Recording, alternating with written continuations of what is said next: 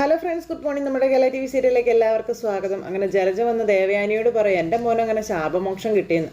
ഇത്തിരി വൈകിയാണേലും മോനൊരു ബ്രാഞ്ച് ഏൽപ്പിക്കാൻ പോവുകയാണല്ലോ, അതിൻ്റെ ഗുണം എന്തായാലും ആദർശിന് തന്നെയാണെന്ന്. ഇത് കേട്ടപ്പോൾ ദേവയാനിക്ക് ചൊറിഞ്ഞു വരിക. ഒരു ബ്രാഞ്ച് നന്നായ MD എന്നുള്ളൊരു നിലയിൽ അവനും അതിൻ്റെ ക്രെഡിറ്റ് ഒക്കെ കിട്ടുമല്ലോ എന്നൊക്കെ പറയുന്നത് കേട്ടപ്പം, ഓ നേരത്തെയും നിൻ്റെ മകനെ നല്ല വലിയ ബ്രാഞ്ച് കേൾപ്പിച്ചിട്ടുണ്ടായിരുന്നല്ലോ, അന്ന് അവൻ നല്ല പേരും വലിയ പേരൊക്കെ ആദർശുണ്ടാക്കി കൊടുത്തായിരുന്നു എന്ന് ദേവയാനി ചോദിക്കുമ്പം, അന്നത്തെ മോനല്ല ഇന്നത്തെ എൻ്റെ മോൻ കുറച്ചുകൂടി മോശമായിട്ടേ ഉള്ളൂ എന്ന് അന്നേരത്തേക്കും ദേവയാനി പറഞ്ഞു. നല്ലൊരു ദിവസമായിട്ടേ വെറുതെ തർക്കിക്കുന്നില്ല ഏട്ടത്തി ഞാനെന്നും പറഞ്ഞ് നിൽക്കുമ്പോഴാണ് നവ്യയും അവിയും കൂടെ ഇറങ്ങി വരുന്നത്. മോനെ അമ്മയുടെ അനുഗ്രഹമൊക്കെ വാങ്ങിക്കുക എന്നും പറഞ്ഞ് ജലജ പറഞ്ഞു വിടുമ്പോഴത്തേക്ക് അഭി ചെന്ന് ദേവയാനിയുടെ അനുഗ്രഹം മേടിച്ചു. ദേവയാനി അന്നേരം തിരിഞ്ഞു നിൽക്കുക. അപ്പം അനുഗ്രഹം കൊടുക്കുന്ന സമയത്ത് പോലും അവരുടെ ദേഷ്യം കണ്ടില്ലേ എന്ന് നവ്യയോട് ഈ ജലജ പറയുമ്പോൾ, ഇനിയെങ്കിലും നന്നായിട്ടൊന്ന് ജീവിക്കാൻ നോക്കാനായിട്ട് ദേവയാനി പറയുക അഭിയോട്. കിട്ടിയ ബ്രാഞ്ച് നന്നായിട്ട് നോക്കണമെന്നാ പറഞ്ഞതിൻ്റെ അർത്ഥം മനസ്സിലായോ എന്ന് ചോദിക്കുമ്പോൾ നവ്യ ഇങ്ങനെ നോക്കി നിൽക്കാട്ടോ. നന്നായിട്ട് ജീവിക്കാനൊക്കെ ഇനി ഏട്ടത്തി പറയേണ്ടതേ ആദർശിനോടാ, അല്ലാണ്ട് ഇവനോടല്ല എന്ന് ജലജ അന്നേരം ദേവയാനിയോട് പറയുന്നു. ഇത് കേട്ടപ്പോൾ അഭി ഒരു ചിരി. ഈ തറവാട്ടിലുള്ളവരെ ഇപ്പം തൊലിയിരിച്ച് നിർത്തിയിരിക്കുക ഏട്ടത്തിയുടെ മോൻ, അത് മനസ്സിലാക്കാതെയാണ് ഓരോന്ന് ഏട്ടത്തിയുടെ നാവിൽ നിന്ന് വരുന്നതെന്ന് ജലജ പറയുമ്പോഴത്തേക്കും നയനയും ആദർശം കൂടെ ഇറങ്ങി വന്നു.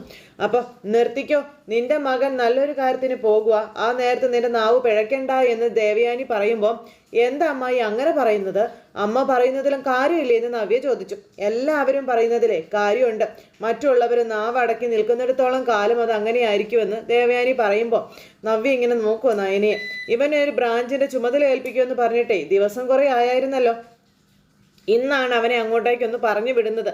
ഇത്രയും ദിവസം ഇവനെ മാറ്റി നിർത്തിയത് ആദർശിന്റെ പിടിവാശി കൊണ്ടാണെന്ന് പറയുമ്പം ആദർശിന് ദേഷ്യം വന്നിട്ട് പാടില്ല. ഈ സമയത്ത് ഇങ്ങനെ നോക്കുക ആദർശൻ ഈ അബിയെ.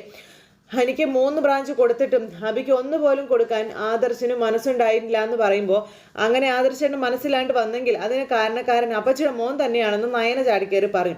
അബി എന്ത് ചെയ്തു എന്നാ നീ പറയുന്നതെന്ന് നവ്യ. ആദർശനേക്കാളും എന്ത് കുറവ് അബിക്ക് ഉള്ളതെന്നൊക്കെ നവ്യ ചോദിക്കുന്നുണ്ട്. ആദർശേട്ടൻ ചെയ്ത തെറ്റിന് 4-1 പോലും അബി ചെയ്തിട്ടില്ല. അപ്പൊ ആര് പറഞ്ഞു ഇവൻ തെറ്റ് ചെയ്തിട്ടില്ലെന്നും ചെയ്തതൊക്കെ വിളിച്ചു പറയണമെന്ന് ദേവയാനി അന്നേരം നവ്യ ഇങ്ങനെ വലിയതായിട്ട് സംസാരിച്ചപ്പോൾ ചോദിച്ചു. അപ്പോഴത്തേക്ക് അബി പേടിച്ചു കിട്ടും. അബി അങ്ങോട്ടും ഇങ്ങോട്ടും നോക്കുക പേടിയോടെ. അപ്പോൾ അമ്മ ഒന്ന് ചുമ്മാ ഇരിക്കാൻ ആദർശ് അന്നേരം പറഞ്ഞു. അപ്പോൾ കല്യാണത്തിന് മുൻപ് ഇവന് കുറെ പ്രേമമൊക്കെ ഉണ്ടായിട്ടുണ്ട്. അതൊക്കെ നവ്യക്ക് നന്നായിട്ട് അറിയാവുന്നതുമാണല്ലോ.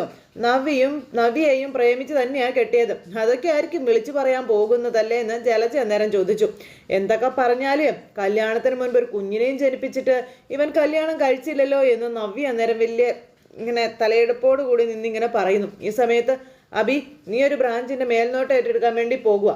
ആ സമയത്ത് ഇത്തരം സംസാരമൊക്കെ ഒഴിവാക്കിട്ട് പോകാൻ നോക്കാൻ പറഞ്ഞു ആദർശം. അപ്പം അതിന് ഞാനല്ലല്ലോ ഏട്ടാ സംസാരം തുടങ്ങി വെച്ചത്, പിന്നെ ഞാൻ പോയിട്ട് വരാമേ എന്നും പറഞ്ഞുകൊണ്ട് നവ്യയോടും യാത്ര പറഞ്ഞ് അഭി അവിടെ നിന്ന് അങ്ങ് പോണു. അഭി അങ്ങ് പോയി കഴിഞ്ഞപ്പോൾ നമ്മുടെ ജലജയ്ക്ക് അടുത്ത തുടങ്ങി. നിന്റെ അനുഗ്രഹം പോലും വാങ്ങിക്കാതെയാണല്ലോ അവൻ പോയതെന്ന് ദേവയാനി പറയുമ്പോൾ, ജലജ ഏട്ടൻ്റെ അനുഗ്രഹം വാങ്ങിച്ചിട്ട് തന്നെയാണ് ഞാൻ പോകേണ്ടത്, പക്ഷേ ഇവിടെ അത് ചെയ്യേണ്ട കാര്യമില്ല. പ്രത്യേകിച്ച് നീ കമ്പനിയുടെ MD ആയ സാഹചര്യത്തിൽ ചെയ്യാതിരിക്കുന്നത് മോശമാണ്. ഞാനത് പറയത്തില്ല, പറയാൻ എനിക്ക് മനസ്സുമില്ല. ഞാനത് പറയാതിരുന്നതേ നീ ഇപ്പോൾ സ്വഭാവം കൊണ്ട് അവനേക്കാളും താഴെയാ, അതുകൊണ്ടാണെന്ന് ജലജ ഇങ്ങനെ പറയുന്നു. അത് കേട്ടപ്പോൾ ജലജയെ നവ്യയെ ഓർത്തു മാത്രമാണ് ഞാൻ പലതും ഉള്ളിയൊതുക്കി നടക്കുന്നത്. അത് ഞാൻ പലതവണ നിന്നോട് പറഞ്ഞിട്ടുള്ളതുവാ. വെറുതെ നീ കുടുംബത്തിനകത്ത് പൊട്ടിത്തെറി ഉണ്ടാക്കാൻ നോക്കരുതെന്ന് പറയുന്ന ദേവയാനിയോട് ഞാൻ നോക്കുന്നില്ല, എല്ലാവരും സൽസ്വഭാവികളാ, ഞാനും എൻ്റെ മോനുമാണ് വഴിതെറ്റി പോയതെന്നും പറഞ്ഞ് ജലജ ഇങ്ങനെ ഇവരുടെ മുന്നിൽ നിന്നില്ല സംസാരം. മോനെ ആദർശ് ഇടയ്ക്കൊക്കെ പെൺകൊച്ചിനെ പോയി നോക്കുന്നുണ്ടോ? തളർന്ന് കിടക്കുന്ന ആ കൊച്ചിനെ നീ പോയി നോക്കുന്നുണ്ടോടാ? അപ്പം ആദർശേട്ടൻ മാത്രമല്ല ഞാനും പോകുന്നുണ്ട് നോക്കാനെന്ന് നയന അന്നേരം പറഞ്ഞു. ചിലപ്പോൾ ആ കുട്ടിയെ ഇവിടെ കൊണ്ടുവന്ന് താമസിപ്പിച്ചെന്നും വരും. താമസിപ്പിച്ചോ എന്ത് ചെയ്താലും ഇവള് സഹിക്കുമല്ലോ, പിന്നെ കുഴപ്പമൊന്നുമില്ലെന്നും പറഞ്ഞ് ജലജ അവിടെ നിന്ന് അങ്ങ് പോവുക. ജലജ അങ്ങ് പോയി കഴിഞ്ഞപ്പോഴത്തേക്കും ദേവയാനി ഇതൊക്കെ കേട്ടിട്ട് എത്ര നാൾ ഇങ്ങനെയെല്ലാം അടക്കി പിടിക്കാൻ പറ്റും മോളെന്ന് ചോദിക്കുമ്പോൾ, അമ്മേ ഒരു യുദ്ധം നടക്കുമ്പോൾ സത്യത്തിന്റെ ഭാഗത്ത് നിൽക്കുന്നവർ ചിലപ്പോൾ ജയിച്ചൊന്നു വരും, പക്ഷെ യുദ്ധം കഴിയുമ്പോഴേ നഷ്ടങ്ങളെ പറ്റി ഓർത്ത് അവർക്കും സങ്കടപ്പെടേണ്ടി വരുമെന്നുള്ള കാര്യം ആദർശു പറയുക. അത് തന്നെയാണ് അമ്മ സത്യങ്ങൾ പറഞ്ഞാൽ ഇവിടെയും സംഭവിക്കാൻ പോകുന്നത്. പിന്നെ ഈ കുടുംബത്തിൻ്റെ തകർച്ച നമ്മൾക്ക് കണ്ടു നിൽക്കേണ്ടി വരുമെന്നും അതുകൊണ്ട് അമ്മ തൽക്കാലം ഒന്നും തുറന്നു പറയാത്തത് തന്നെയാണ് നല്ലതെന്നും പറഞ്ഞുകൊണ്ട് ആദർശ് ഇങ്ങനെ ദേവയാനിയോട് പറഞ്ഞു. അതും പറഞ്ഞ് അവരവിടെ നിൽക്കുമ്പോൾ പിന്നെ കാണിക്കുന്നത് നന്ദുവിനെ ആട്ടോ. അപ്പോൾ നന്ദുവിൻ്റെ അരികിലേക്ക് നമ്മുടെ കൂട്ടുകാരി വന്നപ്പം കോഴ്സൊക്കെ കഴിഞ്ഞ് ഇവർ പോകുന്ന സമയത്തെ പറ്റി രണ്ടുപേരും കൂടെ സംസാരിക്കുക. സാധാരണ ആൺകുട്ടികളുമായിട്ടാണ് എനിക്ക് ഫ്രണ്ട്ഷിപ്പ് കൂടുതൽ. ഇതാദ്യമായിട്ടാണ് എനിക്ക് ഇത്രയും ക്ലോസ് ആയിട്ടൊരു പെൺസുഹൃത്ത് ഉണ്ടാകുന്നതെന്ന് നന്ദു ഇങ്ങനെ പറയുമ്പോൾ, നിന്നെ കണ്ടുപഠിക്കാനേ ഒരുപാടുണ്ട് നന്ദു. ചാർജ് എടുക്കുന്ന സ്റ്റേഷൻ നീ കിടക്കുമെന്നുള്ള കാര്യം ഉറപ്പാണെന്ന് പറയുമ്പം അത് തന്നെ എൻ്റെ അച്ഛൻ്റെ അമ്മയുടെയും പേടി. ഞാൻ സർവീസിൽ കയറിയാൽ കയറുന്ന സ്പീഡിൽ തന്നെ തിരിച്ചിറങ്ങുമെന്ന് പറയുന്നവരും ഉണ്ടെന്ന് നന്ദു പറയുമ്പോൾ, തിരിച്ചിറങ്ങിയാലും കുഴപ്പമൊന്നുമില്ലല്ലോ, നിനക്ക് എപ്പോൾ വേണമെങ്കിലും ജോലി തരാൻ ഒരാൾ റെഡിയല്ലേ എന്ന് ചോദിച്ചു. അപ്പം അതാരാ? അതിൻ്റെ കാമുകനോ, അല്ലാണ്ട് ആരാ? ദേ നോക്ക്, നിർത്തിക്കേ, നീ എന്തിങ്ങനെയൊക്കെ പറയുന്നേ? പോകുന്നതിന് മുൻപ് നിന്നോട് എനിക്ക് ഒന്ന് മാത്രമേ പറയാനുള്ളൂ നന്ദു. അനാമിക എന്ന അനിയുടെ ഭാര്യയെ പറ്റി നീ എന്നോടെല്ലാം പറഞ്ഞു കഴിഞ്ഞു. അവളുടെ മോശം ബന്ധങ്ങളും നീ എനിക്ക് കാണിച്ചു തരികയും ചെയ്തു. അനി അതൊക്കെ നിന്നെ കൃത്യമായി ബോധിപ്പിക്കുന്നതേ അവന് നിന്നെ സ്വന്തമാക്കാൻ വേണ്ടിയിട്ട് തന്നെയാണ് നന്ദു. നീ ഒരിക്കലും അവനെ വല്ലാണ്ട് നിരാശപ്പെടുത്തിയതാ. ഇനിയെങ്കിലും നീ കുറച്ച് സീരിയസ് ആകാനൊക്കെ പറയുമ്പോൾ നീ എന്തൊക്കെയാ തുഷാരി പറഞ്ഞു കൂട്ടുന്നത്? അതൊക്കെ നടക്കാത്ത ബന്ധമാണെന്ന് പറയുമ്പോൾ എനിക്ക് അങ്ങനെയൊന്നും തോന്നുന്നില്ല എന്ന് കൂട്ടുകാരി പറയുവാണേ. അങ്ങനെ നടക്കാത്ത ബന്ധമാണെങ്കിൽ അനി ഇത്രയും റിസ്ക് എടുത്ത് ഇവിടെ വന്ന് നിന്നെ കണ്ടിട്ടൊന്നും പോവത്തില്ല എന്നും പറഞ്ഞു. നിന്റെ വീട്ടിലും അവൻ്റെ വീട്ടിലും ഇതെല്ലാം പ്രശ്നമായിട്ടുള്ള കാര്യം തന്നെയാണ്, എല്ലാം എനിക്കറിയാം. പക്ഷെ അതൊക്കെ അറിഞ്ഞു വെച്ചുകൊണ്ട് തന്നെയാണ് മൂർത്തി സാറിൻ്റെ കൊച്ചുമോൻ നിന്നെ ഫോളോ ചെയ്തുകൊണ്ടിരിക്കുന്നത്. അവൻ്റെ മനസ്സിൽ പല സങ്കല്പങ്ങളും ഉണ്ടാകും. പക്ഷെ ഞാൻ ഇനി കല്യാണത്തെ പറ്റിയോ ഒരു കുടുംബജീവിതത്തെ പറ്റിയോ ഒന്നും ചിന്തിക്കുന്നില്ല എന്നും പറഞ്ഞ് ഒരുപാട് ഉത്തരവാദിത്തങ്ങളുള്ള പ്രൊഫഷനാണ് നമ്മൾ തിരഞ്ഞെടുത്തിരിക്കുന്നത്. അത് മാത്രമേ എൻ്റെ മനസ്സിലുള്ളൂ എന്ന് പറഞ്ഞു. ഇന്ന് രാത്രി എനിക്ക് നിനക്കൊപ്പം പുറത്തേക്കൊന്ന് ചുറ്റണമെന്നുണ്ട്, നല്ല മൂഡ് നീ കളയരുതെന്ന് പറഞ്ഞു. ശരി ആയിക്കോട്ടെ എന്ന് പറഞ്ഞു. അങ്ങനെ അതും പറഞ്ഞ് തുഷാര അങ്ങ് പോയി കഴിഞ്ഞപ്പം നന്ദു അനിയുടെ ഫോട്ടോ എടുത്തിങ്ങനെ മാറി മാറി നോക്കിക്കൊണ്ടിരിക്കുക കേട്ടോ. ഈ സമയത്ത് പിന്നെ കാണിക്കുന്ന നയന ഇങ്ങനെ റൂമിൽ ഡ്രസ്സ് മടക്കി വെച്ചുകൊണ്ടിരിക്കുന്നു. ആദർശ് അങ്ങോട്ടേക്ക് വന്നു. അപ്പോൾ ആദർശ് അങ്ങോട്ടേക്ക് വന്ന സമയത്ത് നമ്മുടെ നയനയാണെങ്കിൽ നാളെ ട്രെയിനിങ് പൂർത്തിയാക്കി നന്ദു മടങ്ങി വരുമെന്നും അവൾക്ക് ഇവിടെ അടുത്തുള്ള ഏതെങ്കിലും സ്റ്റേഷൻ കിട്ടിയിരുന്നെങ്കിൽ നന്നായിരുന്നേനെ അല്ലേ എന്നൊക്കെ ചോദിക്കുമ്പോൾ, നമുക്ക് നോക്കാം, നിനക്കറിയാമല്ലോ മുത്തശ്ശൻ ഇങ്ങനെ അധികം റെക്കമെൻഡൊന്നും ചെയ്യാത്ത ആളാ. എങ്കിലും നിൻ്റെയും നിൻ്റെ കുടുംബത്തിൻ്റെയും കാര്യത്തിൽ എന്തോ മുത്തശ്ശൻ ആ സ്വഭാവത്തിൽ ചില വിട്ടുവീഴ്ചകളൊക്കെ ചെയ്യുന്നുണ്ടെന്ന് ആദർശ് നയനയോട് പറയുമ്പോൾ, മുത്തശ്ശനും ബുദ്ധിമുട്ടാകുമെങ്കിൽ പറയണ്ട കേട്ടോ എന്ന് പറഞ്ഞു നയന. എന്തായാലും ഞാനൊന്ന് പറഞ്ഞു നോക്കാം, മുത്തശ്ശനൊരു ഫോൺ കോളിൻ്റെ കാര്യമല്ലേ ഉള്ളൂ ഇതിനൊക്കെ, അവൾ കൺമുന്നിൽ തന്നെ നിൽക്കുന്നതാണ് നമുക്ക് നല്ലതെന്നൊക്കെ ഇങ്ങനെ നേരം ആദർശ് പറഞ്ഞു. എന്ന് വെച്ച് എന്നും അതിന് കഴിയത്തൊന്നുമില്ല കേട്ടോ. 100% സത്യസന്ധമായിട്ടാണ് ജോലി ചെയ്യുന്നതെങ്കിൽ ഉറപ്പായിട്ടും ട്രാൻസ്ഫർ ഉണ്ടാകും എന്നുള്ള കാര്യം ഉറപ്പാണ്. കണ്ണിൽ കണ്ട രാഷ്ട്രീയക്കാരൊക്കെ പണിക്ക് പിന്നെ പറയുകയും വേണ്ട. ചിലതൊക്കെ കണ്ടില്ല കേട്ടില്ല എന്ന് നടിച്ചു പോകാൻ ഞാൻ അവളോട് പറഞ്ഞിട്ടുണ്ട്. പക്ഷേ അവൾ അതൊന്നും കേൾക്കില്ല എന്ന് നയന പറയുക. പിന്നെ സർവീസിലുള്ളിടത്തോളം കാലം അവൾ ഇട്ടിരിക്കുന്ന കുപ്പായത്തിൻ്റെ മാന്യത അവൾ കാണിക്കുമെന്നും നയന ആദർശനോട് പറയുന്നു. അതുകൊണ്ടാണ് ഈ ജോലി അവൾക്ക് വേണ്ട എന്ന് അച്ഛനും അമ്മയും തർപ്പിച്ചു പറഞ്ഞത്. അതൊക്കെ അവിടെ നിൽക്കട്ടെ, ഒരു ജോലിയായിട്ട് വിവാഹം എന്നാണല്ലോ നന്ദു നേരത്തെ മുതൽ പറഞ്ഞുകൊണ്ടിരുന്നത്. ഇപ്പം ജോലിയായി, അവൾക്കാണെങ്കിൽ 22 വയസ്സുമായി. ഇനിയിപ്പോൾ നല്ലൊരു ചെറുക്കനെ കണ്ടുപിടിക്കണ്ടേ, അവൾക്ക് ചേരുന്ന ഒരു ചെറുക്കനെ എന്ന് ആദർശ് നയനയോട് ഇങ്ങനെ പറയുമ്പം അതിനാ പ്രയാസം. അവളുടെ കല്യാണം കഴിഞ്ഞെങ്കിൽ അനിയും അവളുമായിട്ടുള്ള അടുക്കും എന്നുള്ളൊരു ടെൻഷൻ നമുക്ക് ഒഴിവാക്കി കിട്ടിയേനെന്ന് ആദർശ് പറയാം. ഇവിടെ അവളെ കാണാതിരിക്കാൻ പറ്റാത്തത് കൊണ്ട് പോലീസ് ക്യാമ്പ് വരെ അവൻ ഇടിച്ചു കയറി ചെന്നില്ലേ എന്ന് ചോദിച്ചു. അവളുടെ മനസ്സിലും അനിയുണ്ട് ആദർശേട്ടാ, അത് അവൾ സമ്മതിക്കാത്തതാ, നമ്മളെ പേടിച്ചിട്ട് അവളൊന്നും പുറത്ത് കാണിക്കാത്തതാണെന്നും പറഞ്ഞു. രണ്ടാളും പരസ്പരം കേൾക്കാൻ ഇഷ്ടപ്പെടുന്നുണ്ട്. അവരുടെ മനസ്സുകൾ ഒന്നാണ്. അതിനെ നമ്മൾ വേർപിരിച്ചേ പറ്റൂ, അല്ലെങ്കിൽ ഈ വീടിനകത്ത് ബഹളം ഉണ്ടാകും എന്നുള്ള കാര്യം 100% ഉറപ്പാണെന്നൊക്കെ ആദർശ്. നന്ദിയും അനുവും തമ്മിൽ ഒന്നിക്കണമെന്ന് ഞാൻ ഒരിക്കലും പറയില്ല ആദർശേട്ടാ. പിന്നെ അതിനു വേണ്ടി വളഞ്ഞ വഴികൾ സ്വീകരിക്കത്തുമില്ല എന്നും നയന ഇങ്ങനെ പറയുമോ. അവർ തമ്മിൽ ഇങ്ങനെ എങ്ങനെയെങ്കിലും അകറ്റണം. ആദർശ് അത് തന്നെയാണ് പറഞ്ഞതും. ആ സമയത്ത് അനാമികയും അതുപോലെ അനിയും തമ്മിൽ എങ്ങനെയെങ്കിലും ഒന്നിക്കണമെന്നും ആദർശ് പറഞ്ഞു. അത് കേട്ടപ്പോൾ അതിന് മറ്റു ആൺകുട്ടികളുമായിട്ട് അനാമിക ചുറ്റിക്കറങ്ങുകയല്ലേ എന്ന് ചോദിക്കാം. അനിയെ വേണമെങ്കിൽ എനിക്ക് ശാസിക്കാം, തല്ല, പക്ഷേ അവളെ അതിനൊന്നും പറ്റത്തില്ലല്ലോ എന്ന് ആദർശ് പറയാം. ഈ ഒരു വിഷയത്തിൻ്റെ പേരിൽ ഞാൻ അവളെ ഉപദേശിക്കാൻ ചെന്നപ്പം ആദ്യം അനിയനെ നന്നാക്കാൻ അവൾ പറഞ്ഞത്, പിന്നെ ഇപ്പം എന്ത് ചെയ്യാനാ, നമുക്ക് എന്തെങ്കിലും ചെയ്യാൻ പറ്റുമോ എന്ന് ആദർശ് ചോദിച്ചു. അങ്ങനെ രണ്ടുപേരും കൂടി ഇനി പഴയതൊന്നും ആവർത്തിക്കാൻ എനിക്ക് താല്പര്യമില്ലെന്നും, എങ്കിലും ഒരു കാര്യം ഞാൻ പറയാം, അത് പറയാതിരിക്കാനും പറ്റത്തില്ല. നിനക്കിപ്പോൾ തോന്നുന്നില്ലേ അനിയും നന്ദുവും തമ്മിൽ ഒന്നിച്ചാൽ മതിയായിരുന്നു എന്നുള്ളത്, തോന്നുന്നില്ലേ എന്ന് ചോദിച്ചു. നോക്ക്, 3 പെൺമക്കളെയും ഈ കുടുംബത്തിലേക്ക് പറഞ്ഞു വിട്ടു എന്ന് കുടുംബത്തിലുള്ളവർ ആക്ഷേപിക്കുമായിരിക്കും. അങ്ങനെയുള്ളവർ പുറത്തുണ്ടായെന്നും വരാം. എങ്കിലും അതായിരുന്നു ശരിയായൊരു ബന്ധം. അങ്ങനെയാണെങ്കിൽ വീടിനകത്ത് സമാധാനം ഉണ്ടായേനെ എന്നൊക്കെ പറഞ്ഞ ആദർശ് അവിടെ നിന്നങ്ങ് പോയി. നയന ഇങ്ങനെ ആകെ ധർമ്മസങ്കടത്തിൽ നിൽക്കുന്നു.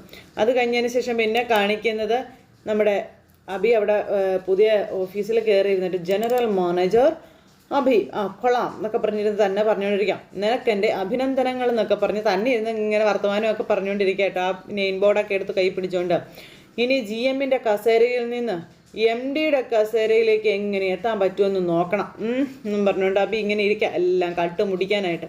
അവിടെ ഇരുന്ന് ഒരാളെ ഫോണിൽ വിളിച്ചു കഴിഞ്ഞിട്ട് അങ്ങോട്ട് ചെല്ലാൻ പറഞ്ഞു. അത് കഴിഞ്ഞിട്ട് ഇനി ഈ ബ്രാഞ്ചിൽ എന്തൊക്കെ നടക്കണമെന്ന് എനിക്ക് തീരുമാനിക്കാം, അതിനുള്ള അവകാശം അധികാരം എനിക്കുണ്ടല്ലോ എന്നും പറഞ്ഞുകൊണ്ട് ഇങ്ങനെ അഭിയോട്ടിരിക്കുക. അപ്പോൾ 2 പെൺകുട്ടികളാണ് അങ്ങോട്ടേക്ക് വരുന്നത്. അപ്പോൾ ഈ 2 പെൺകുട്ടികളെ കണ്ടപ്പോഴേക്കും യെസ് എന്നും പറഞ്ഞിങ്ങനെ നിൽക്കുന്നു കേട്ടോ. അപ്പോൾ ഇവരെ കണ്ടു കഴിഞ്ഞപ്പോഴത്തേക്കും എന്നും പറഞ്ഞ് അടിമുടി അഭി ഇങ്ങനെ നോക്കി അങ്ങനെ ഇരിക്കുകയാണ്. അപ്പോൾ അത്ര പോരല്ലോ എന്നും പറഞ്ഞിങ്ങനെ ചിന്തിക്കുന്നു. ടേക്ക് യുവർ സിറ്റ് എന്നും പറഞ്ഞ അഭി അതെ പിള്ളേരെ പിടിച്ചിരുത്തി. വേറെന്താന്ന് ചോദിച്ചു. ശ്രുതി എന്ന് പറയും. അപ്പോൾ തൻ്റെ പേരോ ജസ്ന. 2 പേരും പേരും പറഞ്ഞു.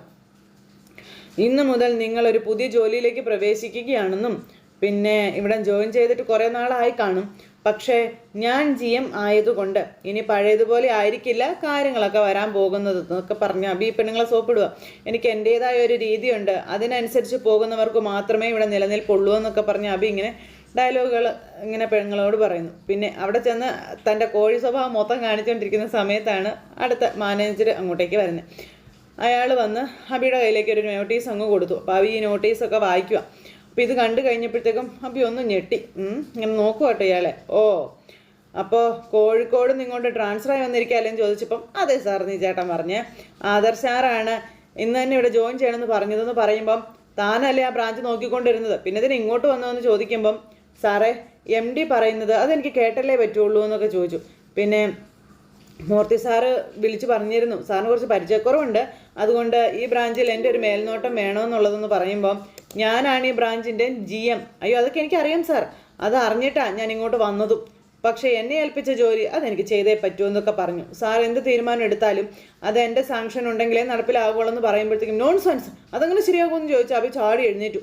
ഒരു ബ്രാഞ്ചിൽ 2 GM വേണമെന്ന് ചോദിക്കുമ്പം സാർ എനിക്ക് GMൻ്റെ പോസ്റ്റൊന്നും അല്ല ഇവിടെ ഉള്ളത്, സാർ വെറുതെ തെറ്റിദ്ധരിക്കൊന്നും വേണ്ടാന്ന് ഈ ചേട്ടൻ അബിയോട് പറഞ്ഞു. അബിയുടെ സകല പ്ലാനും പൊളിഞ്ഞു. പിന്നെ എന്നെ ഏൽപ്പിച്ച കാര്യങ്ങൾ ഞാൻ പറഞ്ഞു എന്നേ ഉള്ളൂ എന്നും ഈ ചേട്ടൻ പറയാം. പിന്നെ സാറിന് എന്തെങ്കിലും സംശയം ഉണ്ടെങ്കിൽ MDയെ വിളിച്ച് ചോദിക്കാം, അതും അല്ലെങ്കിൽ മൂർത്തി സാറിനെ വിളിച്ച് ചോദിക്കുകയോ ചെയ്യാം. പിന്നെ ഇവിടുത്തെ എല്ലാ കാര്യങ്ങളും എൻ്റെ ഒരു ശ്രദ്ധ വേണമെന്ന് അവർ പറഞ്ഞിട്ടുണ്ടെന്നുള്ള കാര്യവും ഈ ചേട്ടൻ അബിയോട് പറയുവാണ്. അതുകൊണ്ട് സാർ എന്ത് തീരുമാനം എടുത്താലും അത് ഞാൻ അറിഞ്ഞിരിക്കണം എന്നേ ഉള്ളൂ. ബാക്കിയൊക്കെ ഞാൻ സാറിനോട് പറഞ്ഞല്ലോ, സാറിന് ആദർശ് സാറിനോട് ചോദിക്കാം അല്ലെങ്കിൽ മൂർത്തി സാറിനോട് ചോദിക്കാമെന്നും പറഞ്ഞുകൊണ്ട് നമ്മുടെ ചേട്ടൻ അങ്ങ് പോയി. അബിയക്കാണെങ്കിൽ എന്തൊരു അവസ്ഥയാണെന്ന് വെച്ചാൽ ഒന്നും പറയണ്ട, കലിപ്പ് കയറി നിൽക്കാം. അപ്പോൾ 2 പെണ്ണുങ്ങൾ അവിടെ നിന്ന് ചിരിച്ചോ നീയൊക്കെ? ഇല്ല സാർ ചിരിച്ചില്ല, എനിക്കതുപോലെ തോന്നി, കളിയാക്കരുത് കേട്ടോ. അപ്പം ഞങ്ങൾ കളിയാക്കിയൊന്നുമില്ല സാർ എന്നാൽ പെൺപിള്ളേർ പറയാം. അപ്പം അബി ഇങ്ങനെ കലിപ്പിലിരിക്കാം. എൻ്റെ അടുത്തു നിന്നെല്ലാം പഠിച്ചെടുത്തിട്ടും ഈ കസേരയുടെ MD ആയ എൻ്റെ ഏട്ടൻ എനിക്കേട്ടൊന്ന് തള്ളിയതാ. ആരും അയാൾക്ക് മുകളിൽ വരാൻ പാടില്ല, അതാണ് അയാളുടെ ലക്ഷ്യം. സാരമില്ല എന്നും പറഞ്ഞിങ്ങനെ ഇരിക്കുക പെൺപിള്ളേരുടെ മുന്നിൽ അബി. ഈ സമയത്ത് പിന്നെ കാണിക്കുന്നത് നമ്മുടെ ആദർശ് ഓഫീസ് റൂമിൽ ഇരിക്കുക. അപ്പോഴേക്കും ജയൻ അങ്ങോട്ടേക്ക് വന്നു. അപ്പോൾ അതേ പുതിയ ആൾ അവിടത്തേക്ക് വന്ന കാര്യങ്ങളെപ്പറ്റി ആദർശും ജയനും കൂടെ ഇങ്ങനെ പറയാം. അപ്പോൾ കാലിക്കറ്റിലുള്ള ആ ബ്രാഞ്ച് മാനേജറെ ഇങ്ങോട്ട് വിട്ടു എന്നുള്ള കാര്യം പറഞ്ഞു അബിയുടെ അടുത്തേക്ക്. അവൻ നിന്നെ വിളിച്ചായിരുന്നോ? അപ്പോൾ ഇല്ല വിളിച്ചില്ല. അച്ഛനെങ്ങനെ വിളിച്ചോ? എന്നെ വിളിച്ചായിരുന്നു എന്ന് പറഞ്ഞു ജയൻ. അവന് ഒരു ബ്രാഞ്ച് നോക്കാനുള്ള കഴിവും പ്രാപ്തിയൊക്കെ ഉണ്ടെന്ന് അവൻ പറഞ്ഞതെന്നൊക്കെ പറയുക. അവനെ നിയന്ത്രിക്കാൻ ഒരാളെ വിട്ടത് അവൻ ഇഷ്ടപ്പെട്ടിട്ടില്ല എന്ന് ജയൻ പറയുമ്പോൾ ആദർശ് അവനിപ്പോൾ ഇഷ്ടപ്പെട്ടാലും ഇല്ലെങ്കിലും അവൻ നോക്കുന്ന ബ്രാഞ്ചിൽ ഒരാളെ വെച്ചാൽ പറ്റുള്ളൂ എന്ന് ചോദിച്ചു ആദർശ്. അല്ലെങ്കിൽ അവിടെ തിരുമറി നടക്കാനുള്ള സാധ്യതയൊക്കെ വളരെ വളരെ കൂടുതലാണെന്നും നന്നായി ആ ബ്രാഞ്ച് നോക്കിയാൽ തന്നെ അവന് നല്ല ശമ്പളവും ഇൻസെൻറ്റീവും ഒക്കെ കിട്ടും. പിന്നെ നമ്മുടെ കുടുംബത്തിൽ ആരും ചെലവിന് കൊടുക്കേണ്ട കാര്യമൊന്നും ഇല്ലല്ലോ. എന്നാലും അവൻ്റെ സ്വഭാവത്തിന് അവൻ മാറ്റമൊന്നും വരുത്തത്തില്ലച്ചാന്ന് പറഞ്ഞപ്പം നീ മുത്തശ്ശൻ്റെ അനുവാദത്തോടെ ചെയ്തത് എന്തുകൊണ്ട് നല്ലതാ മോനെ, അത് വേണ്ടായെന്ന് ഞാൻ ഒരിക്കലും പറയില്ല. പക്ഷേ ഇപ്പം നീ അപ്പോയിൻ്റ് ചെയ്തിരിക്കുന്ന മാനേജരും അവനും തമ്മിൽ ഒരു ക്ലാഷ് ഉണ്ടാകാതെ നോക്കണം. അങ്ങനെ ക്ലാഷ് ഉണ്ടായാൽ മാനേജർ അവിടെ തന്നെ കാണും, അവൻ പുറത്തു പോകുമെന്ന് ആദർശ് അന്നേരം പറഞ്ഞു. അവൻ്റെ കോംപ്ലക്സ് അത്രയും എനിക്ക് 3 ബ്രാഞ്ച് കൊടുത്തതിൻ്റെ, അതുപോലെ തന്നെ ഞാൻ ഈ കസേരയിൽ തുടരുന്നതിന് അവന് നല്ല അമർഷമുണ്ടെന്ന കാര്യവും ആദർശ് പറഞ്ഞേ. എന്ന് വെച്ചാൽ നമ്മുടെ കുടുംബത്തിൽ തെറ്റ് ചെയ്തത് ഞാനാണല്ലോ, അവൻ ചെയ്ത തെറ്റുകൾ വിളിച്ചു പറഞ്ഞിട്ട് അവനെ നമ്മുടെ കുടുംബത്തിൽ നിന്ന് പുറത്താക്കുകയല്ലേ ശരിക്കും പറഞ്ഞാൽ വേണ്ടതെന്ന് ജയൻ അന്നേരം ചോദിച്ചു. പിന്നെ അതൊരു പെങ്കൊച്ചിൻ്റെയും അവളുടെ കുഞ്ഞിൻ്റെയും ജീവിതം തകർക്കുമല്ലോ എന്ന് ഓർത്തിട്ടാണ് എല്ലാവരും ഇങ്ങനെ സഹിച്ചും ക്ഷമിച്ചും കൊടുക്കുന്നതെന്ന് പറയുമ്പോൾ അങ്ങനെ ഒരു തെറ്റ് ചെയ്തു എന്നുള്ള ചിന്ത പോലും അവനില്ല. പിന്നെ അവൻ പറയുന്ന പരാതിക്കൊന്നും മുന്നിൽ ചെവി കൊടുക്കേണ്ട കാര്യം നമുക്കില്ലല്ലോ അച്ഛാ. അവനെയും അവൻ്റെ ഭാര്യയെയും തൃപ്തിപ്പെടുത്താൻ വേണ്ടിയിട്ട് ഒരു ബ്രാഞ്ച് അവനെ ഏൽപ്പിച്ചു.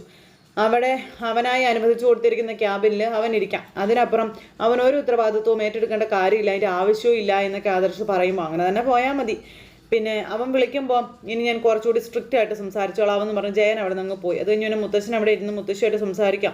ഇപ്പോഴേ ചെക്കപ്പിനൊന്നും പോകുന്നില്ലല്ലോ, രോഗം മാറിയെന്നൊക്കെ ഡോക്ടർ പറഞ്ഞു എന്ന് കരുതി ഇടയ്ക്കൊന്ന് പോയി നോക്കണ്ടേന്ന് ചോദിക്കുമ്പം പോയിട്ട് വീണ്ടും ഇനി രോഗം ഉണ്ടെന്ന് അറിയണമെന്ന് മുത്തശ്ശൻ ചോദിക്കാം മുത്തശ്ശിയോട്. എന്നാൽ പിന്നെ ഡോക്ടറോട് ഇങ്ങോട്ട് വരാൻ ഞാൻ പറയാം, അല്ലാണ്ട് പറ്റില്ല എന്ന് പറയുമ്പോൾ താനൊന്ന് വെറുതെ ഇരിക്കടോ, ഹോസ്പിറ്റലിൽ എങ്ങനെ ഒഴിവാക്കണമെന്ന് നോക്കിയിരിക്കാൻ ഞാനെന്ന് പറഞ്ഞ് ഇവർ സംസാരിച്ചുകൊണ്ടിരിക്കുമ്പോഴാണ് ജലജ അങ്ങോട്ടേക്ക് വരുന്നത്. അപ്പം ജലജ അങ്ങോട്ടേക്ക് വന്നപ്പോൾ ഇവർ രണ്ടുപേരും അവിടെ ഇരിക്കുന്നത് കണ്ടു. അച്ഛാ, അതെ അച്ഛൻ അനിയെ എത്ര ബ്രാഞ്ച് ഏൽപ്പിച്ചിരിക്കുന്നതെന്ന് ചോദിച്ചപ്പോൾ അതെത്രയാണെന്ന് നിനക്കറിയില്ലേ? 3 ബ്രാഞ്ചാണെന്ന് മുത്തശ്ശി. ആണേ, അപ്പോൾ അബിക്ക് എത്രയാണോ? എന്താടി ഒരു ബ്രാഞ്ച് കൊടുത്തത് നിനക്ക് ഇഷ്ടപ്പെട്ടില്ലേ എന്ന് മുത്തശ്ശി ചോദിച്ചു. അവനും 3 ബ്രാഞ്ച് കൊടുക്കണോ എന്നൊക്കെ ചോദിക്കുമ്പോൾ ഒരു ബ്രാഞ്ച് കൊടുത്തത് കൊണ്ട് കുഴപ്പമൊന്നുമില്ല, പക്ഷെ കൊടുക്കുമ്പോഴേ അതിനൊരു മാന്യത കാണിക്കണ്ടേ എന്ന് ജലജ ചോദിക്കുമ്പോൾ ഇപ്പോഴെന്താ മാന്യതയ്ക്കൊരു കുറവെന്ന് ചോദിച്ചു മുത്തശ്ശൻ. അവനിപ്പോൾ എന്നെ വിളിച്ചിരുന്നു, എന്നിട്ട് വിഷമത്തോടെ എന്നോട് സംസാരിച്ചത് അപ്പോൾ ആ ഒരാളെ വരുത്തിയ കാര്യം ജലജ പറയാൻ. ഇനി നോക്കുന്ന 3 ബ്രാഞ്ച് മാനേജർമാർ വെച്ചിട്ടുണ്ടല്ലോ. ആദർശിന് അതിൻ്റെ ആവശ്യമില്ല, അവനൊരു ക്യാബിലിരുന്ന് എല്ലാം നിയന്ത്രിക്കാൻ അറിയുകയും ചെയ്യാം. പിന്നെ പക്ഷെ അതുപോലെയൊന്നും അല്ല അബിയുടെയും അനിയുടെയും കാര്യം. അതുകൊണ്ടാണ് അവർ രണ്ടുപേരുടെ അടുത്ത് മാനേജർമാരെ വെച്ചിരിക്കുന്നത്. എന്നാൽ പിന്നെ ആ മാനേജറെ തന്നെ ബ്രാഞ്ച് ഏൽപ്പിച്ച പോരായിരുന്നോ? നിനക്കും നിന്റെ മോനും അങ്ങനെ ഒരു ആഗ്രഹം ഉണ്ടെങ്കിൽ അങ്ങനെ തന്നെ ചെയ്യാം. എന്താ എന്ന് മുത്തശ്ശനെയും ജലജയോട് ചോദിച്ചേ. അതെ, എന്താ നീ ഒന്നും പറയാത്തതെന്ന് അമ്മ ചോദിക്കുമ്പോൾ എനിക്കറിയാമേ, എനിക്ക് എൻ്റെ മോനും ഇവിടെ ഒരു സ്ഥാനവും ഇല്ല എന്നുള്ളതെന്ന് ജലജ പറയുമ്പോൾ ഇതുവരെ സ്ഥാനം ഇല്ലാണ്ടിരുന്നിട്ടില്ല, ഇനിയിപ്പോൾ നിങ്ങൾ രണ്ടുപേരും കൂടെ ചേർന്നത് ഇല്ലാണ്ടാക്കരുതെന്ന് പറയും മുത്തശ്ശൻ. അതെ, ഈ വീട്ടിൽ എല്ലാവർക്കും തുല്യ നീതിയൊന്നും അല്ല കിട്ടുന്നതെന്ന് ജലജയുടെ വക ഡയലോഗും. ഈ വീടിനകത്ത് ആർക്ക് എന്ത് കൊടുക്കണമെന്ന് എനിക്ക് നല്ല നിശ്ചയമുണ്ടോ, നീ എന്നെ പഠിപ്പിക്കണ്ടെന്ന് മുത്തശ്ശൻ ജലജയോട് പറഞ്ഞു. അതനുസരിച്ച് തന്നെ ഇപ്പോൾ ഓരോന്ന് ചെയ്തുകൊണ്ടിരിക്കുന്നതുമൊക്കെ. ഇനിയിപ്പോൾ അതിൻ്റെ മുകളിൽ എന്തെങ്കിലും ആരും പിടിച്ചു വാങ്ങാനായിട്ടൊന്നും ശ്രമിക്കേണ്ടെന്ന് പറയുമ്പം ആദർശ് ഒരു ക്യാമ്പിലിരുന്ന് എല്ലാം നിയന്ത്രിക്കും പോലും.